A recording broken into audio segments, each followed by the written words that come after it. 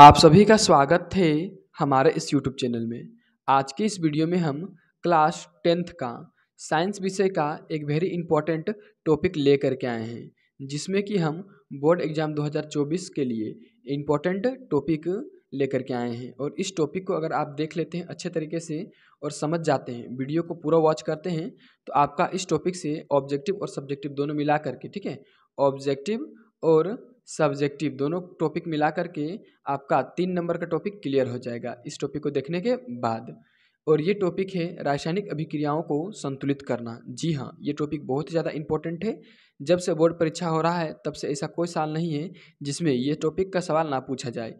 यह टॉपिक का सवाल हर बार पूछा जाता है, चाहे वो 3 नंबर में हो, चाहे वो 5 नंबर में हो। लेकिन इतना हम सोटी देते हैं आपको कि आप इस वीडियो को देखने के बाद अगर अच्छे तरीके से आप इसको समझ लेते हैं, अच्छे तरीके से पूरा वॉच कर लेते हैं, तो 3 नंबर का टॉपिक आपका क्लियर हो जाएगा। चलिए जानते हैं सबसे पहले कि संतुलित समीकरण बोलते किसको है। ठीक है, संतुलित समीकरण हम लोग बोलते किसको है। ठीक है, संतुलित समीकरण हम लोग किसे बोलते हैं, तो देखिए जैसे कि इसको एग्जाम्पल में लेते हैं। ठीक है, इसको हम लोग सबसे पहले देखिए कि ये दोनों N2 और H2 यहाँ पर दोनों अभिकारक है, यानी कि एरो के बायां साइड जो भी होता है उसको हम लोग बोलते हैं अभिकारक। क्या बोलते हैं उसको हम लोग? अभिकारक। ठीक है, और एरो के दाहिना साइड जो भी होता है उसको हम लोग बोलते हैं उत्पाद। क्या बोलते हैं? उत्पाद। तो संतुलित रासायनिक समीकरण उसे बोलते हैं जिसमें अभिकारक का संख्या और उत्पाद की संख्या समान रहेगा। ठीक है, यानी कि जितना अभिकारक का द्रव्यमान रहेगा उतना ही उत्पाद का द्रव्यमान रहना चाहिए। ठीक है, इसका मतलब है कि अभिकारक के तरफ अणुओं और परमाणुओं की संख्या और उत्पादों की तरफ अणुओं और परमाणुओं की संख्या समान होनी चाहिए। ठीक है, चलिए यहाँ पर देखिए सबसे पहले इसको हम लोग बताते हैं। देखिए यहाँ N2 है यानी कि नाइट्रोजन का 2 गो परमाणु है, और यहाँ H2 है मतलब हाइड्रोजन का 2 गो परमाणु है। और इधर देखिए NH3 यानी कि अमोनिया। ठीक है, इसमें नाइट्रोजन एक ही गो है, यानी कि इसके नीचे कुछ नहीं है तो एक है। ठीक है, जब कुछ नहीं रहता तो एक। और यहाँ हाइड्रोजन के नीचे क्या है? 3, तो हाइड्रोजन 3 गो है। देखिए तो ये संतुलित है, ये असंतुलित समीकरण है। ठीक है, संतुलित अवस्था में नहीं है। इसको संतुलित करने के लिए हम लोग क्या करेंगे, इसके हम लोग इधर ये जो तत्व या यौगिक लिखा हुआ होता है उसके हम लोग दाहिना साइड कुछ नहीं बैठा सकते, इसके बायां साइड बैठा सकते हैं इधर। ठीक है, इसका इधर बैठा सकते हैं। ठीक है, तो देखिए सबसे पहले यहाँ नाइट्रोजन 2 है, इधर नाइट्रोजन 1 ही है, तो नाइट्रोजन यहाँ 2 करना होगा। तो नाइट्रोजन 2 करने के लिए हम लोग यहाँ 2 कर दिए। ठीक है, तो यहाँ नाइट्रोजन कितना हो गया? 2 हो गया। अब देखिए इधर भी नाइट्रोजन 2 है। अब देखिए हाइड्रोजन यहाँ 2 है और हाइड्रोजन यहाँ कितना है? देखिए तो 2 है ये, और 2 ये जो 3 है, ये जो 2 लगाए हैं अभी, ये 2 इससे गुना होगा ये 3 से। ठीक है ना, तो 3 से जब गुना होगा 3 दूनी के 6 हाइड्रोजन है, और यहाँ पर 2 ही हाइड्रोजन है। तो जब हम यहाँ पर 3 लगा देंगे तो ये 3 भी इससे गुना होगा 2, तो 3 दूनी 6 हाइड्रोजन यहाँ हो गया, यानी कि ये समीकरण अब संतुलित हो चुका है। ठीक है, चलिए इस तरह से हम दूसरा नंबर देखते हैं। दूसरा नंबर में क्या है? देखिए यहाँ पे सोडियम एक गो है, और यहाँ देखिए सोडियम एक ही गो है। हाइड्रोजन यहाँ कितना है? 2, लेकिन यहाँ हाइड्रोजन देखिए 2 और एक 3। ठीक है, फिर यहाँ देखिए ऑक्सीजन कितना है? 1, और यहाँ ऑक्सीजन 1 है। ठीक है, तो हाइड्रोजन का हिसाब गड़बड़ है, तो पहले हाइड्रोजन का हिसाब क्लियर करना होगा। एक बार फिर से देखिए सोडियम 1, हाइड्रोजन 2, और इधर हाइड्रोजन 1 और 2 3। तो यहाँ पर अगर हम 2 लगा देंगे, ठीक है, तो यहाँ 2 एकम 2, 2 एकम यहाँ कुछ नहीं है तो 1, और ये 1 से गुना होगा 2। ठीक है, नियम है, यहाँ जितना रहेगा उससे गुना होगा। 2 एकम 2 हाइड्रोजन हो गया, और यहाँ देखिए हाइड्रोजन कितना है? 4, यानी कि अभी उत्पाद के रूप में 4 हाइड्रोजन है, तो यहाँ भी 4 हाइड्रोजन करना होगा। तो यहाँ 2 लगा देंगे तो 2 दूनी के 4 हाइड्रोजन हो गया, यानी कि हाइड्रोजन का हिसाब क्लियर। अब सोडियम का हिसाब क्लियर नहीं है। देखिए सोडियम यहाँ कितना हो गया? 2, तो यहाँ पर भी जब हम 2 लगा देंगे तो सोडियम कितना हो जाएगा? 2। ठीक है, अब देखिए यहाँ पर ऑक्सीजन कितना है? 2 एकम 2। ठीक है, ऑक्सीजन यहाँ पर 2 एकम 2 है, और यहाँ देखिए 2 एकम 2 यहाँ भी ऑक्सीजन है। ठीक है, यानी कि ऑक्सीजन का हिसाब क्लियर है। चलिए देखते हैं 3 नंबर। ठीक है, देखिए ये जो संतुलित करने का तरीका हम बता रहे हैं, इसमें किसी प्रकार का फॉर्मूला या किसी प्रकार का नियम कानून का उपयोग हम नहीं कर रहे हैं, आपको आसान भाषा में सही तरीके से समझा रहे हैं संतुलित करने के लिए। देखिए यहाँ पर बेरियम है, कई गो बेरियम है? एगो। ठीक है, यहाँ पर बेरियम है? नहीं है। यहाँ पर बेरियम है? एगो। ठीक, बेरियम का हिसाब क्लियर है। क्लोरीन यहाँ देखिए 2 गो है, यहाँ क्लोरीन है? नहीं है। यहाँ क्लोरीन है? नहीं है। यहाँ क्लोरीन 3 गो है, यानी क्लोरीन का हिसाब गड़बड़ है। तो यहाँ जब हम 2 लगा देंगे, कितना? 2, तो ये जो 2 है इससे गुना होगा, 3 दूनी कितना हो जाएगा? 6 हो जाएगा क्लोरीन। अब देखिए यहाँ क्लोरीन कितना है? 2, तो यहाँ जब हम 3 लगा देंगे तो 3 दूनी 6, यहाँ भी क्लोरीन हो गया। लेकिन अब बेरियम का हिसाब गड़बड़ हो गया, तो बेरियम कितना है यहाँ पर? 3 एकम 3 है। ठीक है, यार यहाँ पर बेरियम कितना है? 1 है, तो यहाँ पर जब हम 3 लगा देंगे तो यहाँ भी बेरियम 3। फिर से देखिए यहाँ बेरियम 3 एकम 3, यहाँ है बेरियम 3। यहाँ देखिए 3 दूनी 6 क्लोरीन, यहाँ देखिए 2 तिया 6 क्लोरीन, हो गया क्लोरीन का हिसाब और बेरियम का हिसाब। अब देखिए एल्यूमिनियम यहाँ कितना है 2, और एल्यूमिनियम यहाँ भी तो 2 है, 2 एकम 2, ठीक है, यहाँ कुछ नहीं तो 1 है यहाँ पर, ठीक है। चलिए अब देखिए अब क्या है यहाँ पर सल्फर, सल्फर के नीचे कुछ नहीं है, तो ये जो 4 ये ऑक्सीजन का है, ठीक है। यहाँ SO4 लिखा गया है और हॉल थ्राइस है, इसका मतलब हॉल में 3 है, तो जो 3 है ये सल्फर का है, तो सल्फर 3 है यहाँ पर। और यहाँ पर देखिए 3, ये सल्फर में कुछ नहीं तो 1, ये सल्फर से गुना होगा 3 से, तो 3 एकम 3 सल्फर। अब देखिए सल्फर का हिसाब क्लियर है। अब देखिए ऑक्सीजन 4 तिया 12 ऑक्सीजन, तो यहाँ पे तो 4 तिया 12 ऑक्सीजन, ठीक है। अब ऑक्सीजन का हिसाब क्लियर है, ये समीकरण संतुलित हो गया। अब देखिए चौथा नंबर में क्या दिया है, BaCl2, BaCl2 plus H2SO4 arrow then BaSO4 plus HCl। देखिए Ba यानी कि बेरियम का एगो, यहाँ बेरियम का एगो सॉरी यहाँ पर देखिए क्लोरीन 2 गो है और यहाँ क्लोरीन 1 गो है, तो यहाँ जब हम 2 लगा देंगे तो क्लोरीन 2 एकम कितना हो गया 2, ठीक है। और यहाँ भी क्लोरीन 2, यहाँ भी बेरियम संतुलित है। अब देखिए हाइड्रोजन यहाँ कितना है 2, और यहाँ भी हाइड्रोजन 2 एकम 2, ठीक है। सल्फर यहाँ कितना 1, यहाँ भी सल्फर 1, ऑक्सीजन यहाँ 4 और यहाँ भी ऑक्सीजन 4, ठीक है। इसका भी संतुलित समीकरण है ये, मतलब ये भी समीकरण अब संतुलित हो गया।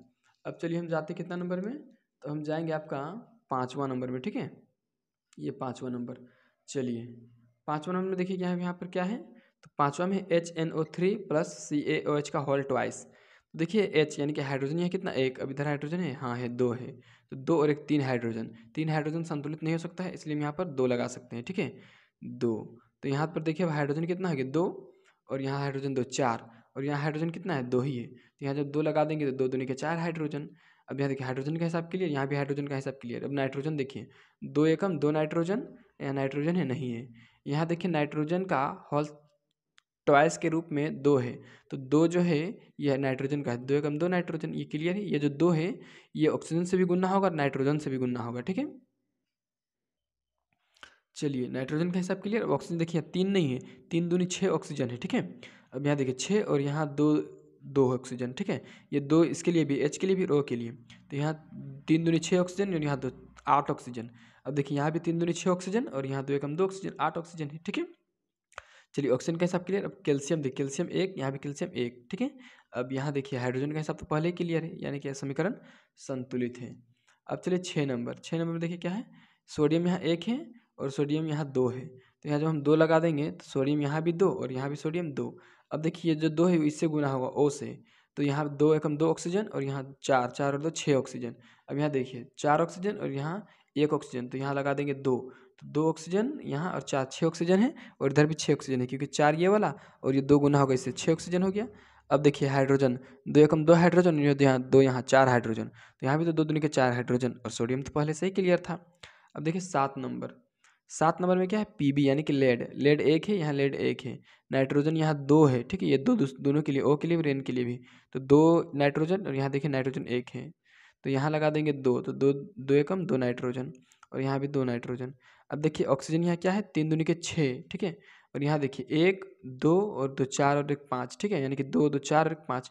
यहाँ जब हम 2 लगाएंगे तो क्या हो जाएगा, ये हो जाएगा 2 एकम 2 ऑक्सीजन और 2 4 ऑक्सीजन और 2 6 ऑक्सीजन, ठीक है।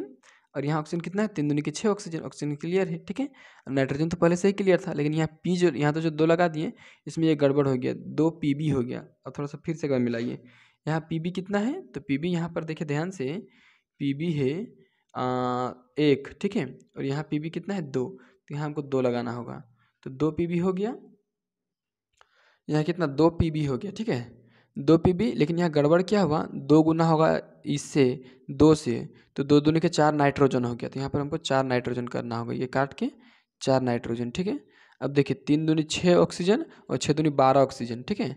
अब ऑक्सीजन भी इधर बढ़ गया, तो ये देखिए ये 2 दूनी के 4 और 4 तिया 12 ऑक्सीजन कर दिया, तो यहाँ 2 ऑक्सीजन और यहाँ 4 दूनी 8 ऑक्सीजन, ठीक है। यहाँ देखिए 4 दूनी 8 ऑक्सीजन हो गया, और यहाँ 10 ऑक्सीजन और 10 2 यहाँ 12 ऑक्सीजन, ठीक है। ऑक्सीजन का हिसाब क्लियर, यानी कि समीकरण ये वाला संतुलित हो गया। अब देखिए यहाँ 8 नंबर वाला, ठीक है, 8 नंबर वाला चलिए देखते हैं। हाँ 8 नंबर में क्या क्या है, देखिए Fe कितना 1 और यहाँ 2, तो यहाँ जब हम 2 लगाएंगे तो Fe यहाँ पे 2 हो गया और यहाँ पे Fe 2। अब देखिए ये 2 है गुना होगा सल्फर से, तो सल्फर 2 हो जाएगा, और यहाँ देखिए सल्फर यहाँ पे कितना 1 और यहाँ पे 1 सल्फर, 2 सल्फर हो गया। अब देखिए 2 गुना होगा 4 से, तो 4 दूनी यानी कि 2 चौका 8 ऑक्सीजन।